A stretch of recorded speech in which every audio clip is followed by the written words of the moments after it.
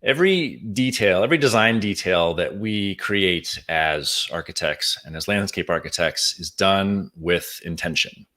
Intention for the project brief, for the scope of work, for the budget, for the clientele, for the end users.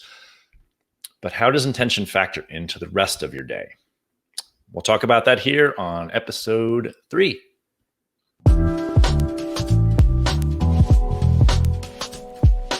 Giving architects and landscape architects the tools and strategies to be seen, heard, and valued in the marketplace, and telling the stories of leaders building thriving design firms and attracting their ideal clients.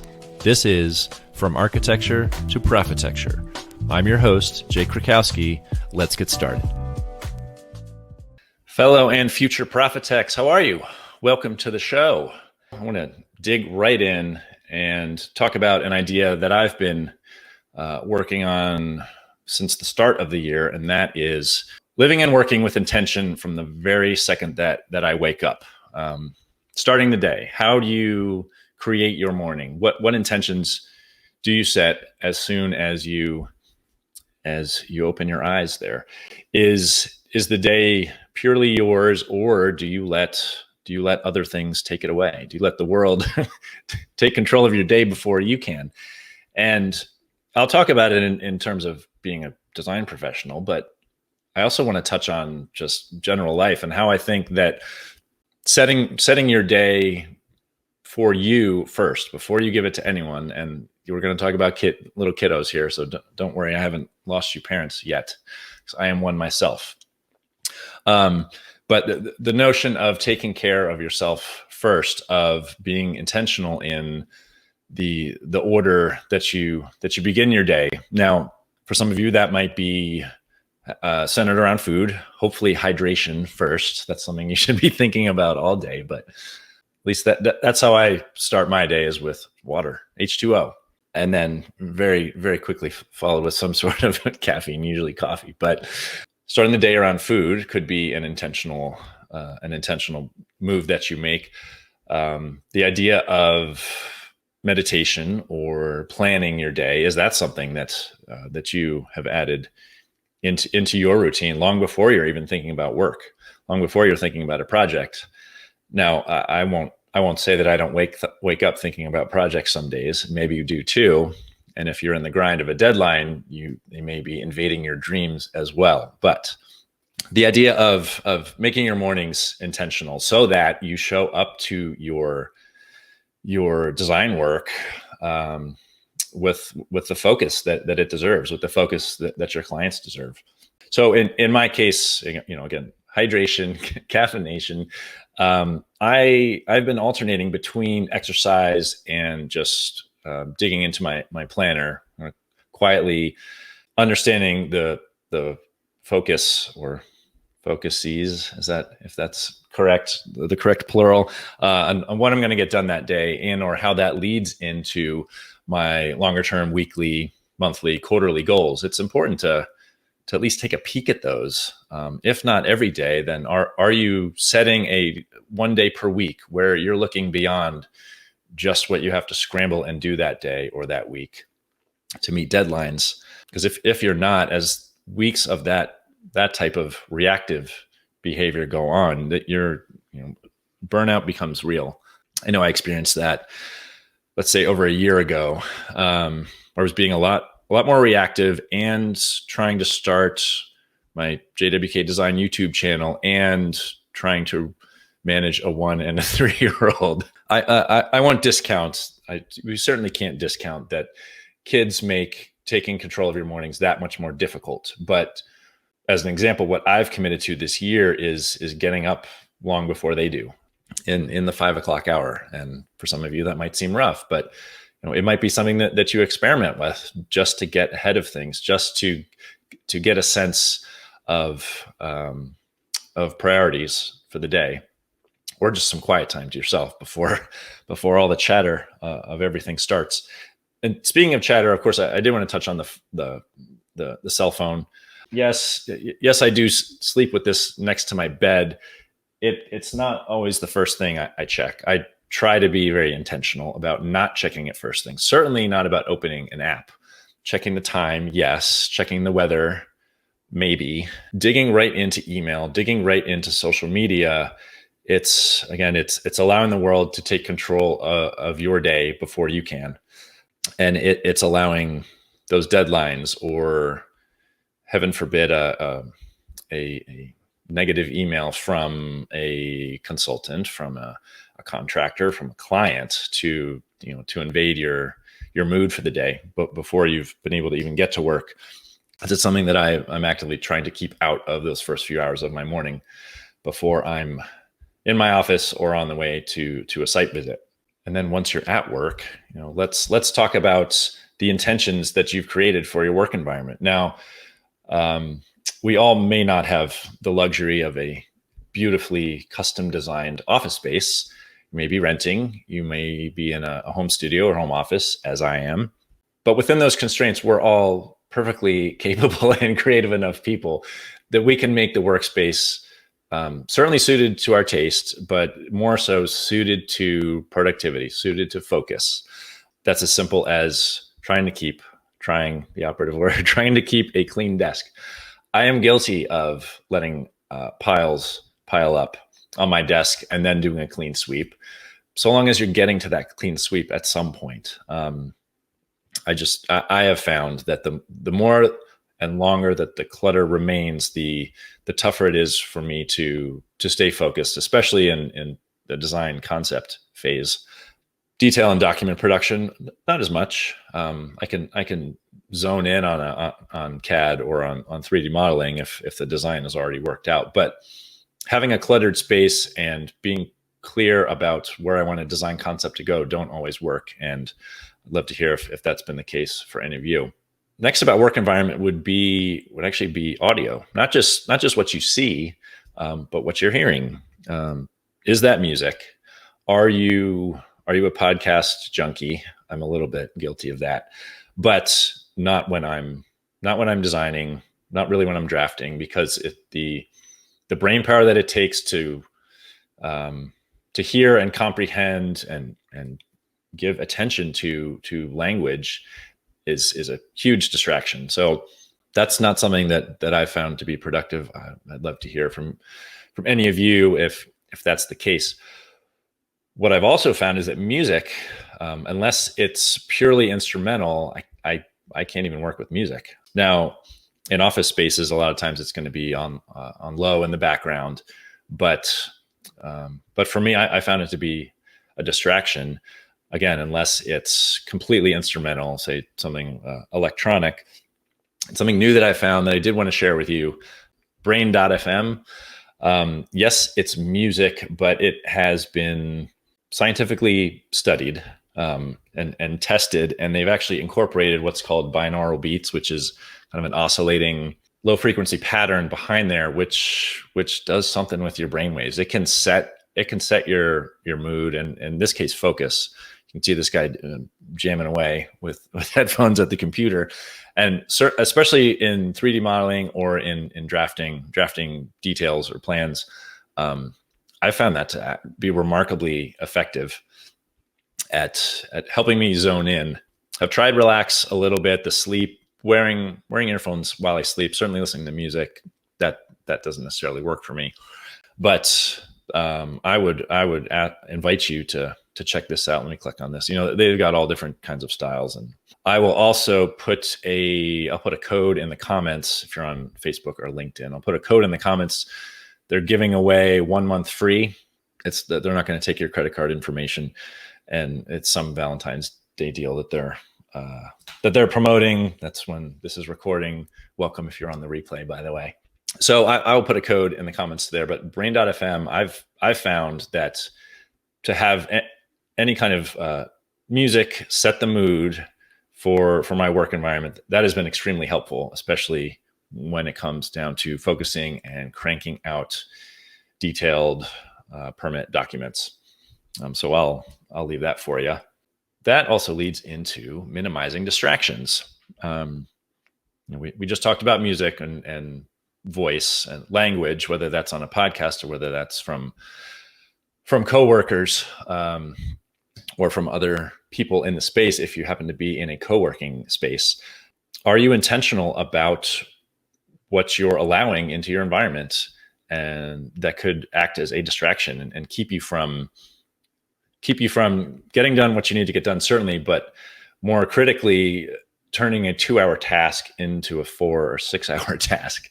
Take stock of those. Sit down, sit quietly just for 5 minutes, wherever your office space is, and look around and sit and listen and determine what is a distraction that you may have been ignoring. You might be so used to it that you're ignoring it, but really it's taking your focus away from knocking through the day's to-do list or being intentional about serving your clients in the best way that we can.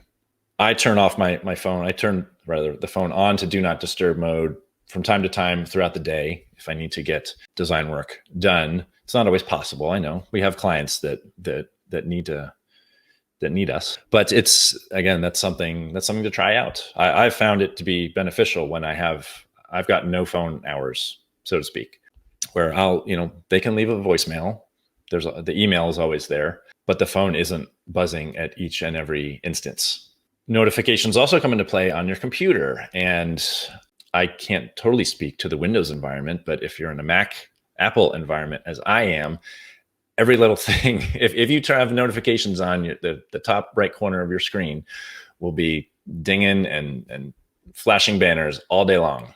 The computer is not shy about throwing those notifications. So I have them turned off, save for a few select apps and the phone. But again, putting the phone in do not disturb blocks it from coming through on the computer. Email is probably the worst culprit here.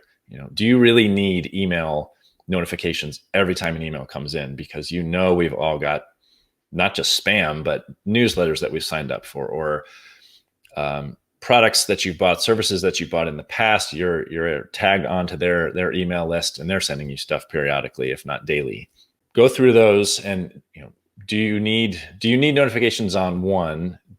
Are there emails that you can unsubscribe to if you absolutely have to keep the notifications on because client and contractor emails are just that critical to your day-to-day? But that's something to go through and looking at distractions. And then, of course, there's other visual distractions. Are there screens on? I'm looking at a window right here. Are there screens that need to come down on a window at certain points of the day? Do you need to set specific office hours or specific times in the day where you allow phone calls and meetings? The example that comes to mind is I know Eric Reinhold's a big proponent of this, the maker manager schedule, making in the morning, managing in the afternoon, where he has devoted his mornings to design and then the afternoons to the client management and colleague management side of the business. Speaking of planning your day that way, how do you plan your day? Are you intentionally using a planner? That's another thing that I've started here in 2020, using a paper planner. Heaven forbid, pen and paper. In this case, I looked at probably 8 or 9 the end of last year as I was gearing up for New Year's planning. Ended up going with a company called Ink and Volt. The reason being, yes, they had daily planning pages, but it wasn't mapped out hour by hour. I like to be able to have a mix of the quarterly plan, the monthly plan, the weekly to-dos, and then yes, I can put in things day to day. But day to day items are really reserved for my Google Calendar, because I can get those alerts when it's time to get in the car and go if I've got a site visit or a consultant meeting. So are you being intentional about planning out your day, or are you simply coming in to work, know that you have a deadline on Friday, and you're just reacting to whatever comes at you, and you'll fit in the design time? And if it doesn't fit, then you'll stay late, or you'll be designing, drafting after the kids go to bed. And I know that that's not always avoidable, or not unavoidable is what I should say. What I have found is that taking time in the morning to look at my daily to-dos, how that fits into my weekly to-dos, how that fits into the overall monthly calendar, be it project deadlines or life and family events, or the goals that I have to be to create better habits around exercise and around spending time with my family. I found that to be very valuable, and that's something that I would wholeheartedly recommend to you. I'd love to hear from you in the comments or in a DM how you're planning your day, how you're planning your weeks, and what intention are you bringing before you sit down at the desk and start to draw or draft. The last piece that I want to talk about being intentional in how you work and how you live your life, especially if you're a sole proprietor or you're the owner of a firm here, is, are you bringing intention, and how are you displaying intention as you market your design firm? This probably plays the biggest role in the marketing message that you're putting out there. Is the language that you've created for your website, for your social media, and your profiles and your posts alike, for your blog posts, for your videos, for your printed promotional material, if you're handing that out at different events. What's the intention behind them? Is it, have you set up your website strictly to be a portfolio, or are you using it as a business building tool, with the SEO dialed in and with a clear and concise way for clients to reach you? In pulling from teachings from Donald Miller, there's three things that I see are most critical that need to be answered. First and foremost, who do you help? How do you help them? And how can they get in touch with you? How can they work with you? Answer those three things before you ever look at fancy coding, CSS or Flash from back in the day. Before you put up a myriad of pages, before you devote so much time into organizing your project photos and your manifesto, your design manifesto, how are you using the website? Again, strictly as a portfolio, but if it's really there to build your business, to gain commissions, to attract your ideal clients, is it answering those three questions? And is your marketing language achieving that end?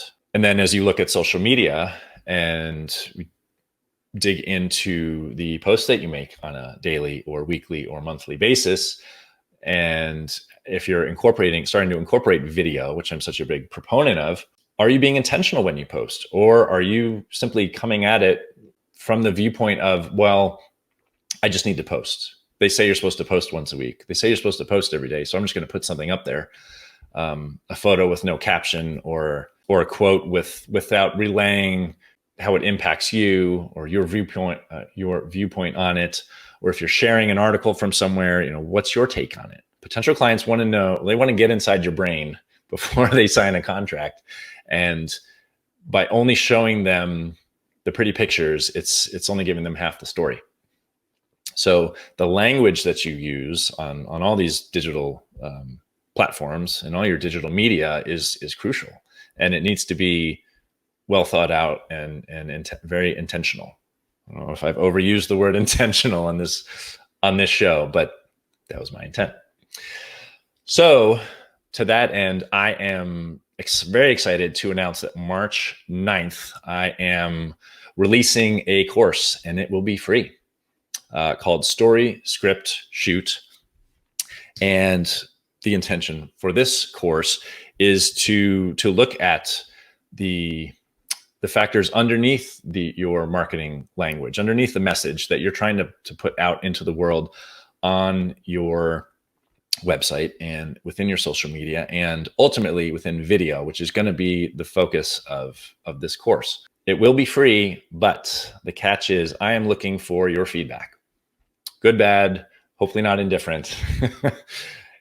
If you pull things away from this course, from this training that you can implement in your firm and that will help you, I would like to know about it.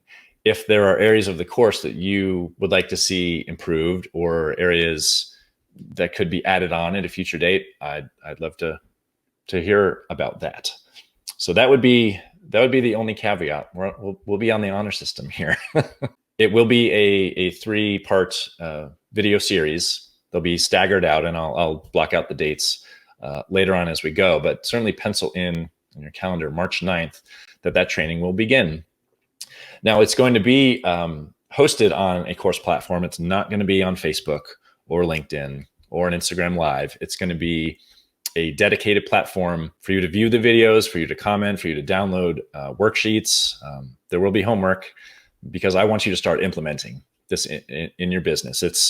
It's all fine and well to watch YouTube videos and to listen to podcasts, but taking action is going to be the biggest piece. And the goal of this course, again, is to give you that framework, that backbone of all the messaging that goes out in your online content and social media, and ultimately creating videos. If you'd like to be a part of that course and are willing to provide me constructive and honest feedback, one, stay tuned. Two, send me a direct message at Jay Krakowski on Facebook, LinkedIn, or Instagram, or you can email me directly, info@profitecturebydesign.com. And I'll leave those links in the show notes and in the comments if you are watching with me here on Facebook or LinkedIn. Again, hope to see you March 9th. Thank you so much for watching the show. Go out and make it a great week, because your success is inevitable. Take care. Thank you so much for tuning in. Don't forget to hit subscribe so you stay up to date with future episodes. Connect with me on Facebook, Instagram, or LinkedIn at Jake Krakowski. And for show notes and much more, visit profitecturebydesign.com/podcast.